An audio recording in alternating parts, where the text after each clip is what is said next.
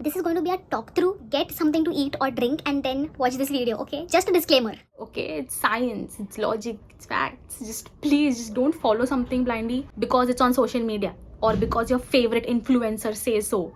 Oh my god, that baking time was like, what's going on with people?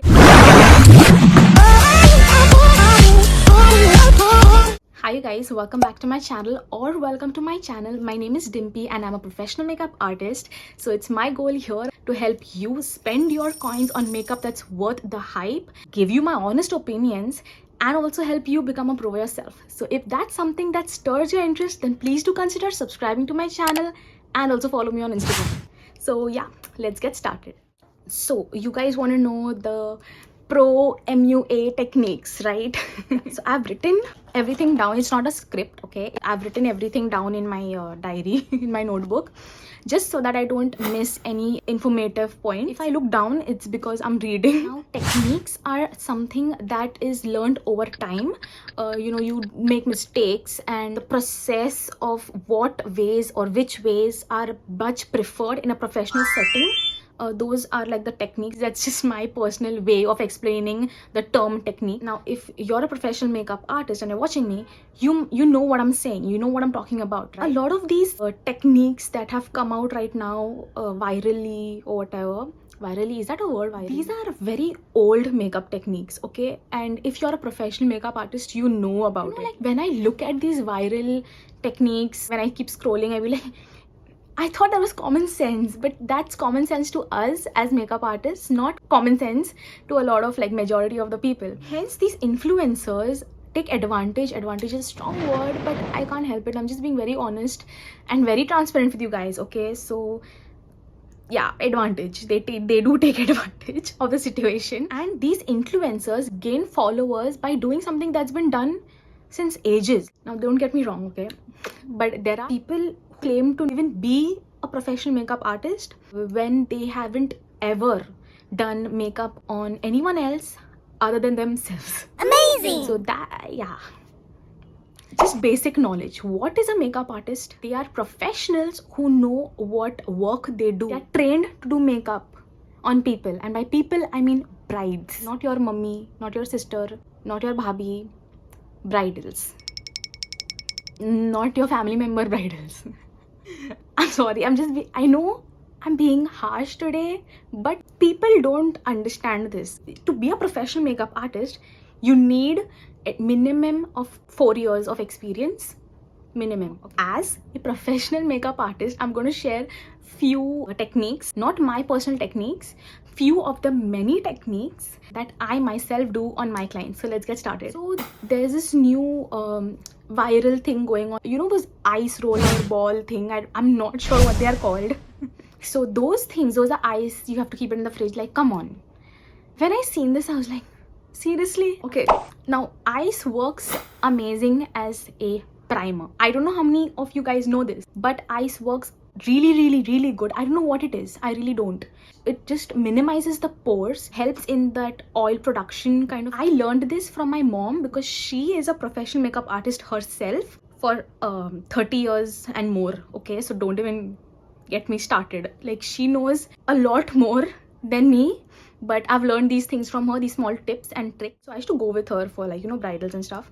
So she used to use ice, and I used to wonder, like, why ice? So wo kya hota hai? It's very old. It's like ancient. But nowadays people are like, oh my god, like, you know what I'm saying? Please ignore the background sound. So nowadays Instagram pe I see that ice thing and I be like, yaar, matlab ye kya hai?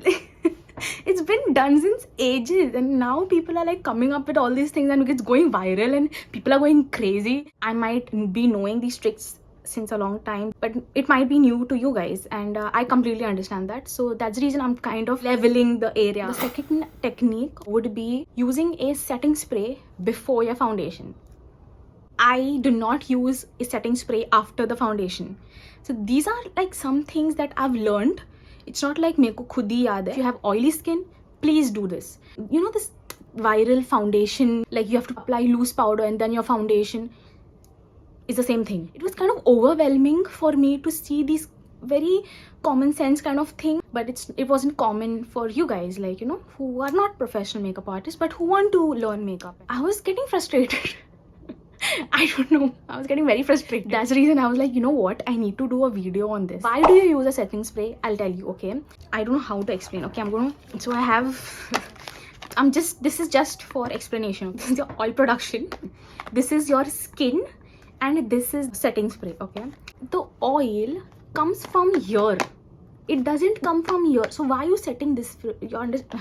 I'm very bad at explaining. When you're setting, you're not stopping anything. Why is the setting spray made? The setting spray is made to set, to freeze the makeup, right? You're freezing nothing by spraying it after your makeup. It's doing nothing for your oil. Oil comes through your face, it doesn't come through atmosphere.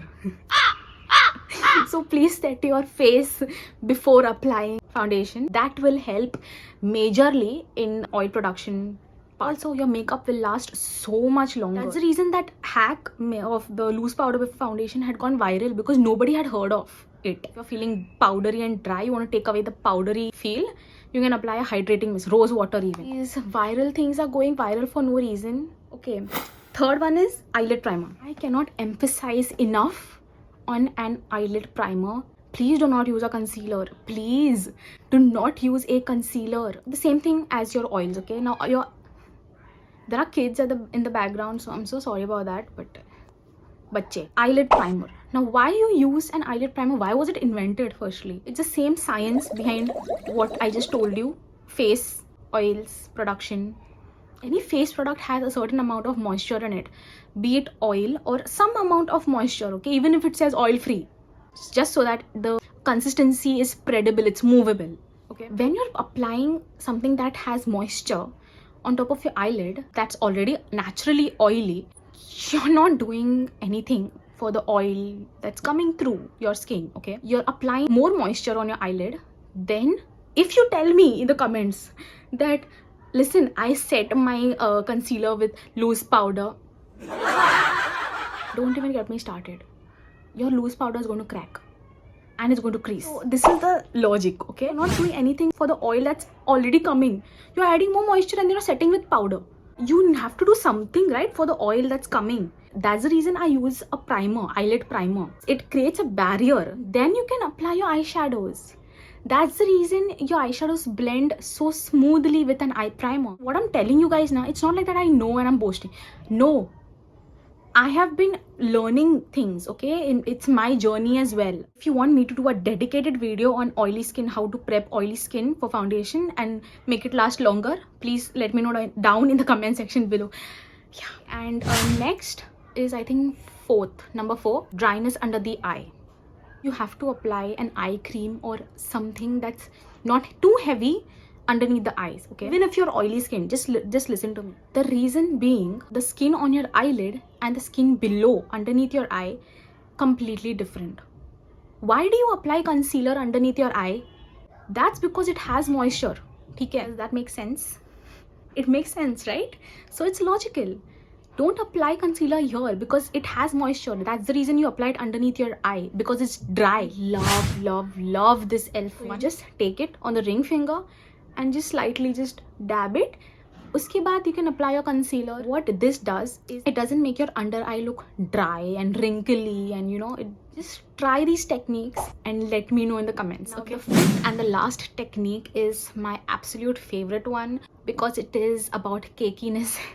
Don't paint your face like a mask. I've seen online, you have seen too, how on social media these makeup artists they paint the bride's or face. like drop product, like, you know, I say, You know what's going to happen? It's going to crease and it's going to look very cakey. It's not even going to stay for a long time. It is so unnecessary and an absolute waste of products. Instead, build products in layers, slowly, only where you need more amount of pigment.